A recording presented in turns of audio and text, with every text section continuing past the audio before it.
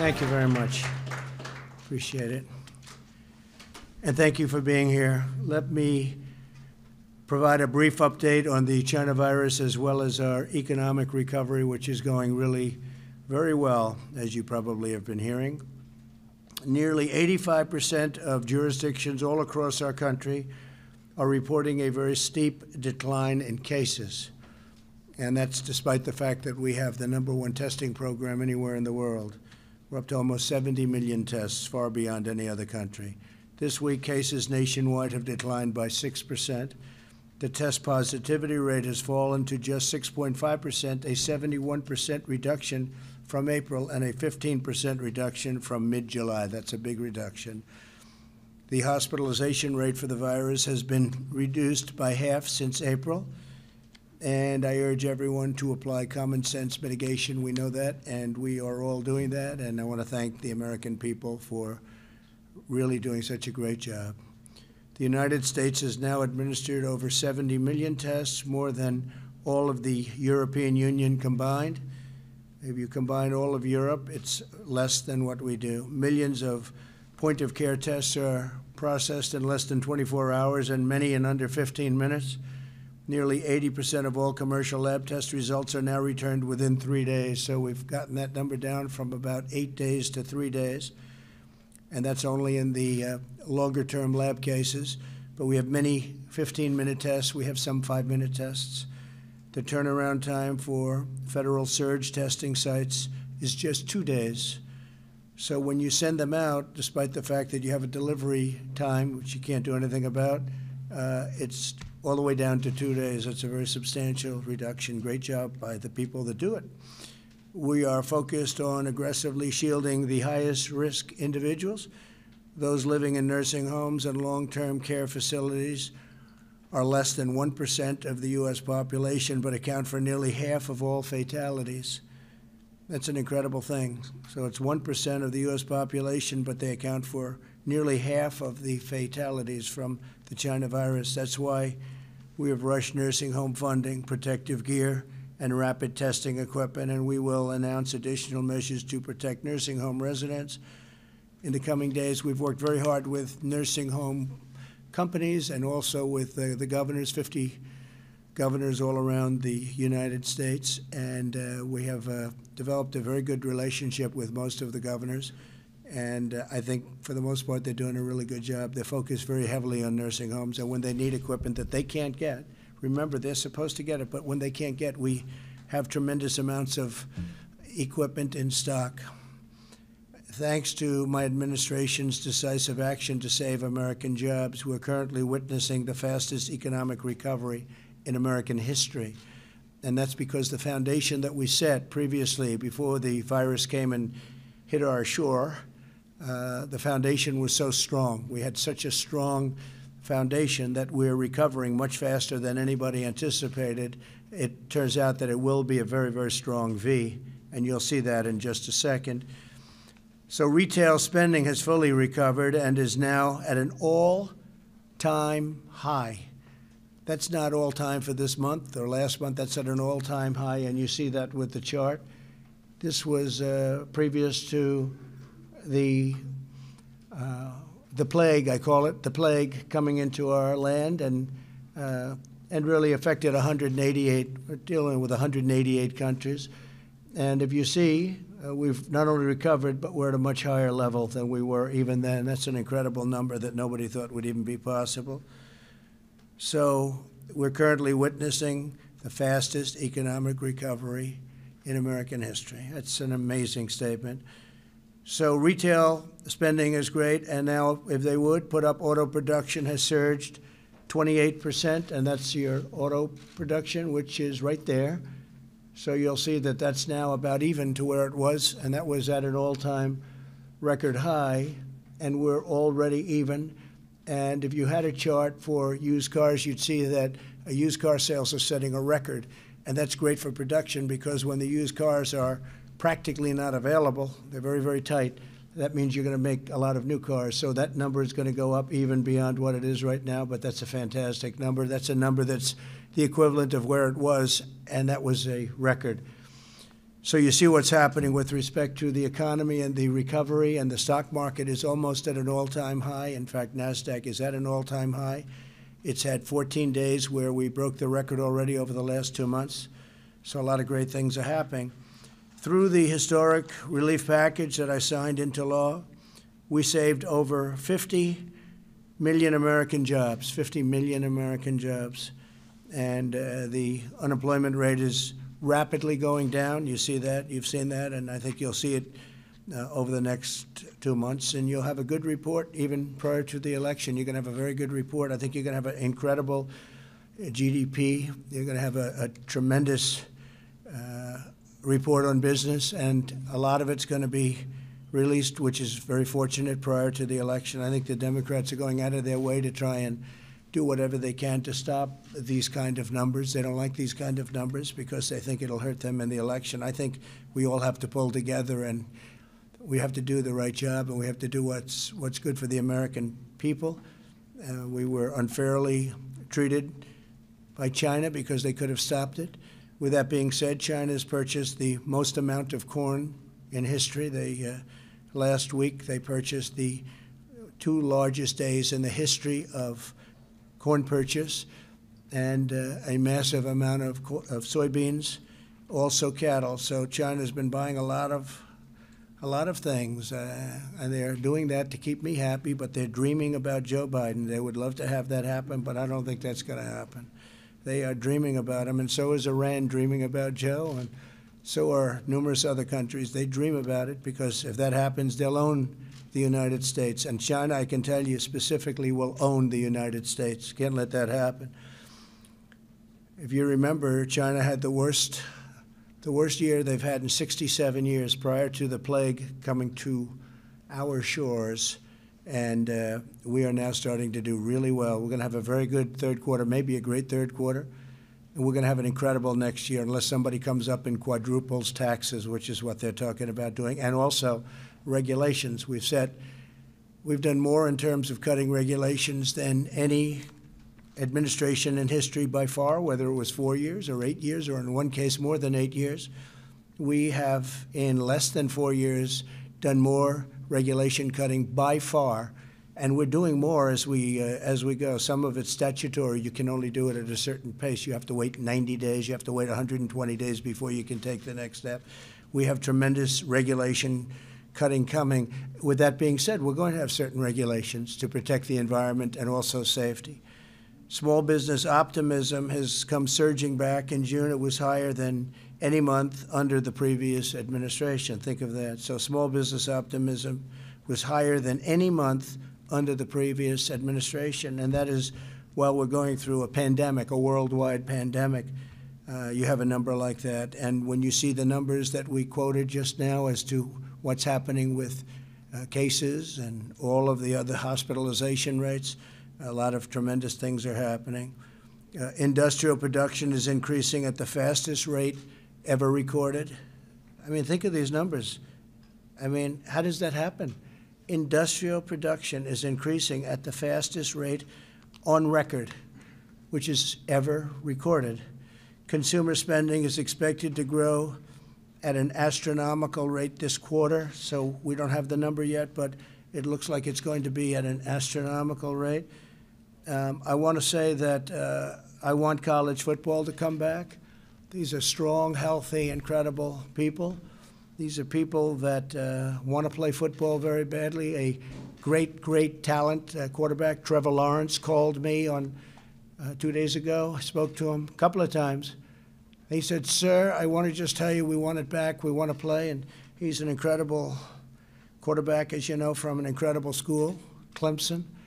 And he's going to have a very good future in the NFL. He's got everything. He's got height, accuracy, a strong arm, and he's fast. Other than that, I guess he's got some problems. But he's got the whole package. I watched him last year running, and he was faster than the backs that we're guarding. I think he's going to be great. But he's just a great young man. I talked to him actually for a long time. They want to play football. And he made the statement that he feels he's safer on the field. He's safer on the field than he is outside of the field. He feels very safe. And if you look, the SEC, the Big 12, and the ACC are back. They want to come back, and I think they're coming back. The Big 10, the Pac-12 are not, and I wish they would come back. And, I just want to say, sort of sad, because I've been fighting for football to come back. We're trying to help the NFL, as long as they stand for our national anthem, as long as they honor our flag and our country. If they start kneeling, I'm not going to be helping them much. They might come back, but I won't be watching. Neither will a lot of other people. I think what the NBA did was atrocious. I thought it was disgraceful the way they kneeled. And their ratings are reflective of that. But I think football has to get smart. That's the NFL. Let's see what happens. But if they do it, they learned their lesson, I thought, 2 years ago, when people started not watching and when people really weren't going to the game so much. A lot of empty seats all of a sudden. So they're going to learn that lesson again if they don't wise up. But I just want to say, so Trevor Lawrence, great. And some of the great people, SEC, Big 12, ACC, I want to thank them and I want to congratulate them for coming back. I want to also mention that CNN had a story that, will they blame Trump for football in the swing states? What a dishonest story that is. Will they blame me? I'm the one that's pushing them to come back.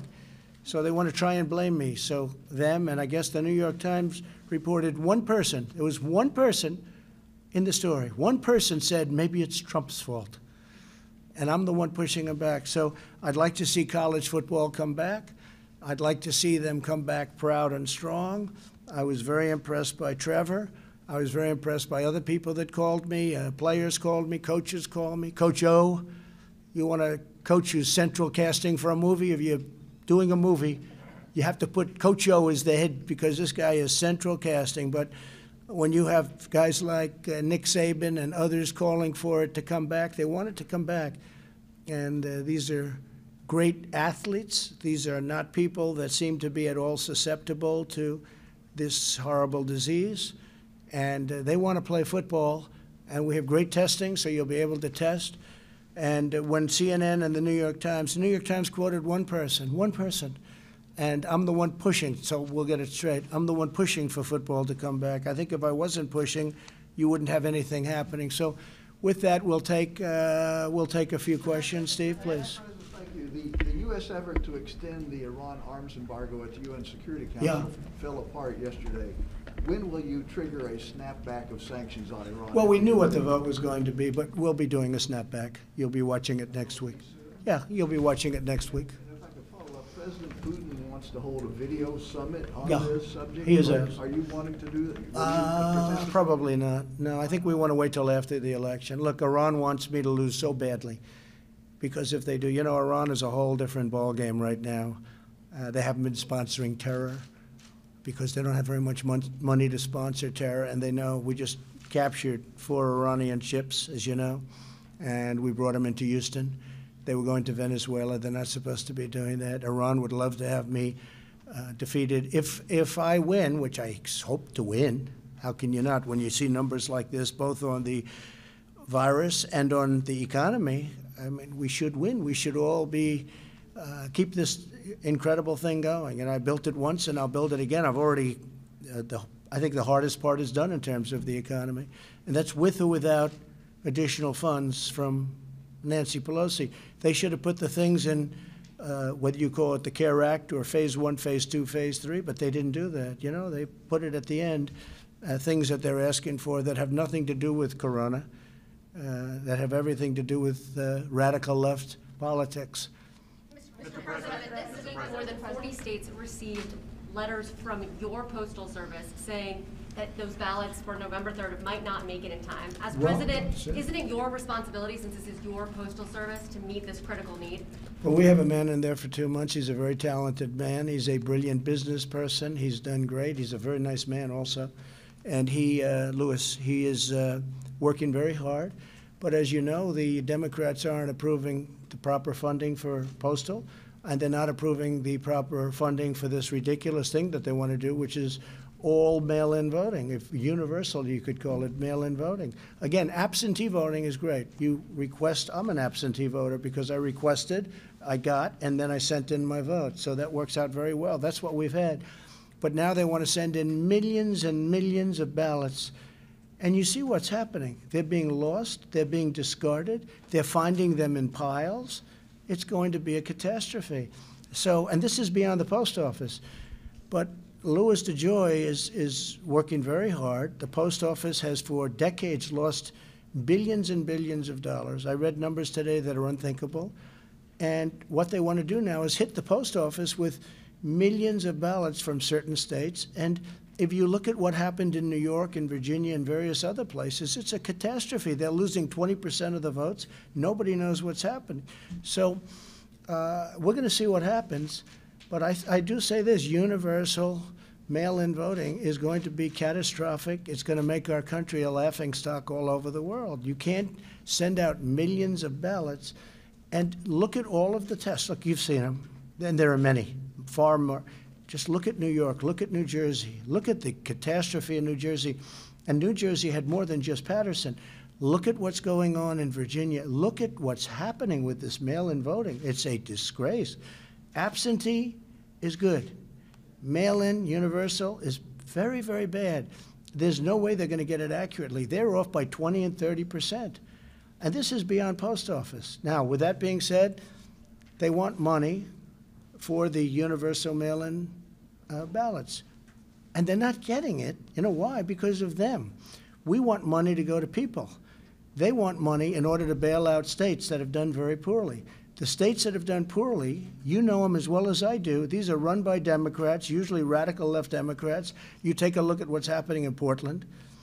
And we'll go into Portland, we have to be asked. We'll go into Portland, straighten it out in 1 hour, like happened in Minneapolis. We'll go straighten it out in 1 hour. We will straighten it out so fast, but they have to ask us. So they need money, but they're not willing to approve the money that they need. If they can't get the money that they need for universal mail-in voting, I don't see how they can have it. And that's not only post office, that's also for the voting itself. Follow on that, Mr. President. Does Postmaster DeJoy have your backing for the actions that he's taken in the last several weeks? Yeah, he's a fantastic man. He wants to make the post office great again. You ever hear the expression? He wants to make the post office great again. The post office is a catastrophe. Mail sorting machines nationwide, that's one of the things. I don't know what he's doing. I can only tell you he's a very smart man. He'll be a great postmaster general.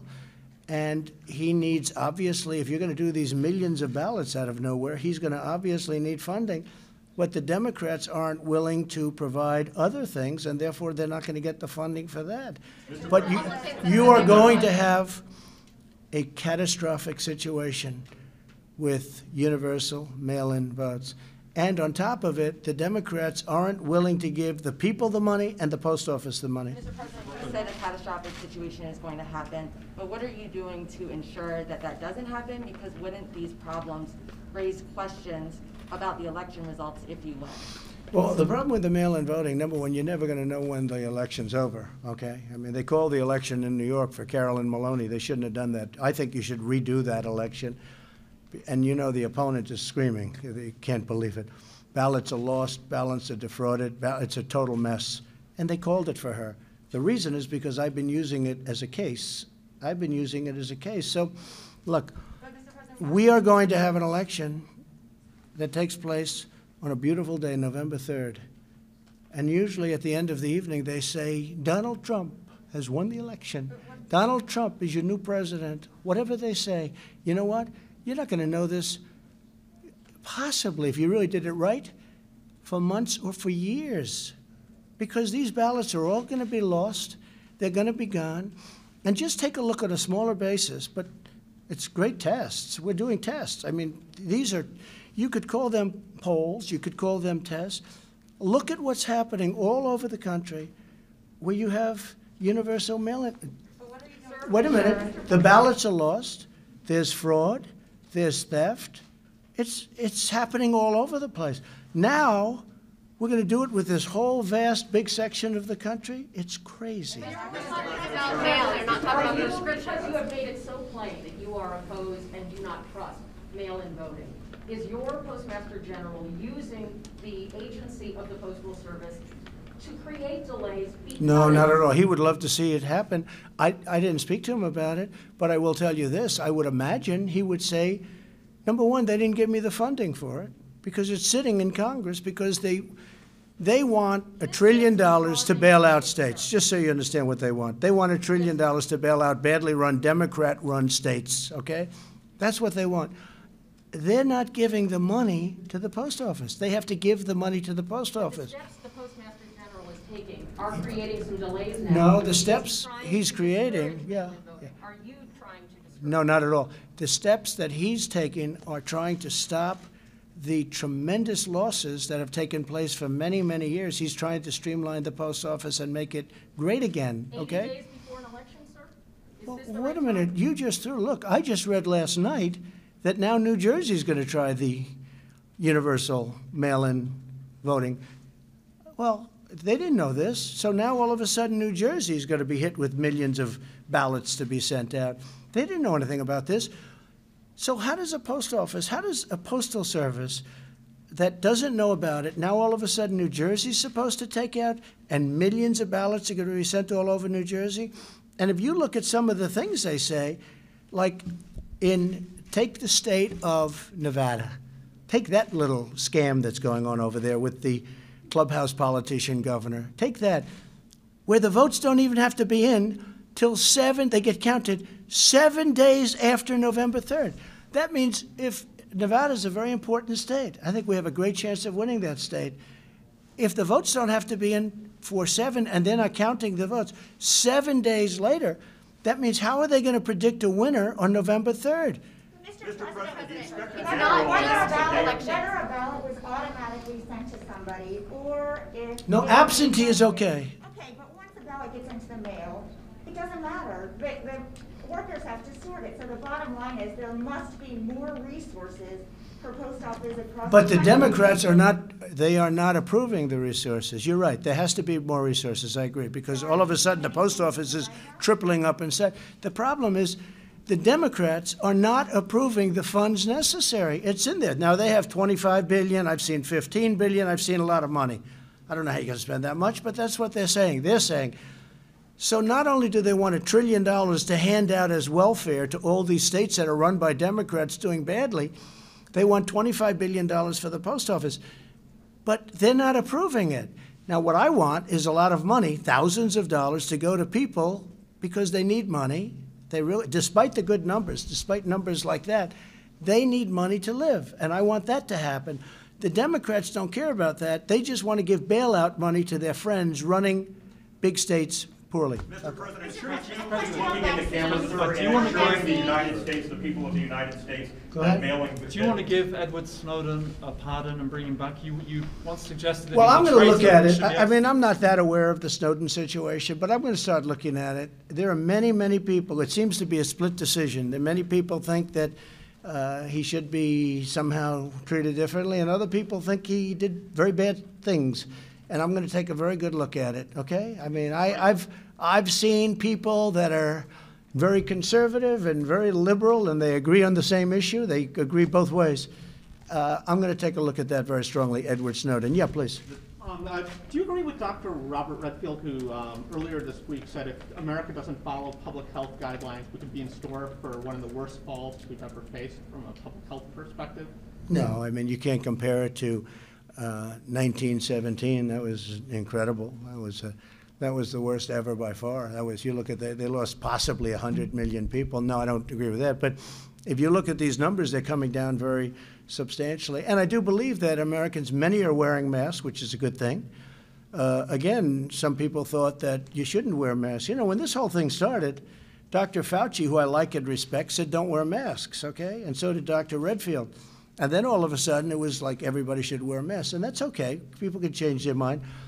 But wash your hands, good hygiene, all of those things, I think people are really doing it to a level that they've never done before. And when you look at the numbers, the way the numbers are coming out, I mean, it's very impressive when you see what's happening. By the way, Florida doing well. You see that? And hospitalizations, and you know, normally you would have had to build more like we did for the first surge. We've done it right. We closed it up. We had the greatest economy in history. We closed it up. We understand the disease now. Nobody knew what was hitting us, right? Nobody knew that old people would be very, very susceptible, especially if they have heart and diabetes problems and other problems, that old people would be very susceptible and young people would be extremely good with it. If you look at the percentages, there are a tiny percentage that have problems, especially the big problem. So no, I think that we're doing very well. We're on our way, and we're also opening up our economy, and our economy is going to set records. And if stupid people aren't elected next year, we're going to have one of the greatest years that we've ever had.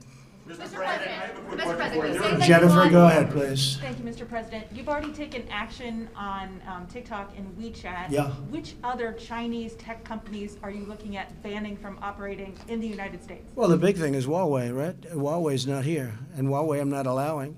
And I've told European countries and others, Australia has been fantastic as an example, but Huawei's not coming here. And we told certain countries that we're thinking about Huawei, that's okay, you can use them, but we're not going to be sharing intelligence, and they've all backed away. You look at the UK, it looked like they were going that way, and now they've backed out. Scotland Yard. Are there other particular companies? There are well, yeah, we're looking at other things, yes, we are. Mr. President, you say that you want the mail to be processed as quickly as it can, but why is your Postal Service dismantling these mail sorting machines across the country at this time? Well, you'll have to ask him. I know this. He's a very efficient operator, a very good operator. But again, he needs money to operate if you're going to hit him with millions of ballots. And if you ask him, he will tell you, and he'll tell you very nicely, you have the money, it's sitting there, it's ready to go. The Democrats don't want to approve it. But I want money for other things, too. I want money to go to people so they can live very nicely, because China caused the problem, they didn't. Mr. President, on the campaign, will you say now that Kamala Harris is eligible to run and be vice president or president based on being born in Oakland, California? So I have nothing to do with that. I read something about it, and I will say that he is a brilliant lawyer, that I guess he wrote an article about it. So I know nothing about it, but it's not something that bothers me. But sir, when you do that, it creates... Why do you say that? I just don't know about it, but it's not something that we will be pursuing. Let me put it differently. Mr. President, you know. Let me put it differently. Don't tell me what I know. Let me put it differently. Let me put it differently. To me, it doesn't bother me at all. I don't know about it. I read one quick article. The lawyer happens to be a brilliant lawyer, as you probably know. He wrote an article saying there could be a problem. It's not something that I'm going to be pursuing. Is she eligible, sir? I just told you. I have not gone into it in great detail. If she's got a problem, you would have thought that she would have been vetted. You would have thought that she would have been vetted by Sleepy Joe. Yeah, go ahead. Mr. President, sir, I just want to ask you, after 3 weeks of absolutely no deal, you have been ragging on Democrats constantly. Why not come to the table personally and sit with them? I mean, I know that Speaker Pelosi and Minority Leader Schumer were in the Oval Office in December 2018. That did not go so well. Everybody in the world saw that. Why not invite them? If they don't want to come, that's on them. So I think we've done very well. We've had 3 phases. We're into phase 4. We've gotten everything we wanted, and we've also gotten a great economy. All you have to do is take a look at these charts. Our economy is doing good. But we want different things than them. I want money for the people. They want money to bail out Democrat governors and Democrat mayors. Listen to me, listen to me. My people are doing very good, and my people call me. They're in the office, they call me. They call me when it's right. Nobody knows the deal better than I do. When it's right, I'll meet. But right now, it's not right. They want $1 trillion to bail out badly run states. They're Democrat, they're Democrat states. Will something happen? Possibly. But I want to tell you, the country is doing very well right now. We can live very happily with it, without it. But I'd like to do it because I want to give money to the people. I want to put money into the people's hands. They want to put money into politicians' hands so that the politicians don't look stupid. Okay. Steve, please. You've had some differences with your Defense Secretary, Mark Esper. Do you have confidence in his leadership there? Mark Jesper? Did you call him Jesper? Oh, okay. Some people call him Jesper. No, I get along with him. I get along with him fine. He's fine. Yeah, no problem. I consider firing everybody. Mr. At some point, that's what happens. Jennifer, do you have something, Jennifer? You're working so hard. Do you think that there will be anyone else who leaves your cabinet after the election, sir? So if we have the success, I think we have a silent majority, the likes of which has never been seen before. I think you read about it, where 62% of the people say they're not even telling the truth on polling, and where the polling is fake, you know, where they do registered voters and where they do many more Democrats than they do Republicans. Same as happened last time. But this year, I think we have much more enthusiasm. Maybe those people back there would understand it better than anybody. But I think there's more enthusiasm for 2020 than there was even for 2016. And 2016 was a record. You found that out. And I believe there's much more enthusiasm now than there was even in 2016. We have a silent majority, the likes of which nobody has seen. I just looked, there are thousands of boats in lakes, rivers, and oceans, thousands and thousands of boats. It's called Voters for Trump, Voters for Trump Pence. There's signs all over. Some of the boats have 10 flags on them. They're incredible. There are thousands. We did nothing to do this. This is just generic. It just happened. Let me just tell you, I think the level of enthusiasm for what we're doing, we want law and order, we want low taxes, they want to raise your taxes, they want to they want to have open borders, and they want to defund the police. How do you win on that? They want to go to Texas, and they want to go to Pennsylvania, and they want to stop fracking, and Ohio, they want to stop fracking. They're against steel, they're against anything with petroleum, the word petroleum in it. You won't have a country. These people are crazy. Say, go ahead. As far as your cabinet goes, do you think you'll see more turnover in your cabinet? Well, I don't know. I think for next year, I mean, generally speaking, a lot of times I understand if we win, President will ask for the resignation of everybody and then bring back the people he wants. That's happened before, Steve. And I could see something like that happening. I think that makes sense. No, I have a very good cabinet. I mean, with few exceptions. I wouldn't say I'm thrilled with everybody, frankly. But overall, I think we have a very good cabinet. I will say this, no administration, none, no administration, first 3.5 years has done anywhere near what we've done. 300, we will have at the end of the first term, 300, maybe more, federal judges, including Court of Appeals, 2 Supreme Court justices. Nobody has done this. Take a look at what we've done. The biggest tax cuts in history, biggest regulation cuts in history, rebuilt our military, took care of our vets. We have a 91% approval rating from the vets. Nobody's ever had a 91% approval rating before. I guarded the Second Amendment. They want to destroy the Second Amendment. Take a look at Kamala. They want to destroy the Second Amendment. And as you know, Joe has no control over anybody. He has no control over himself. Okay, thank you very much, everybody. Thank you.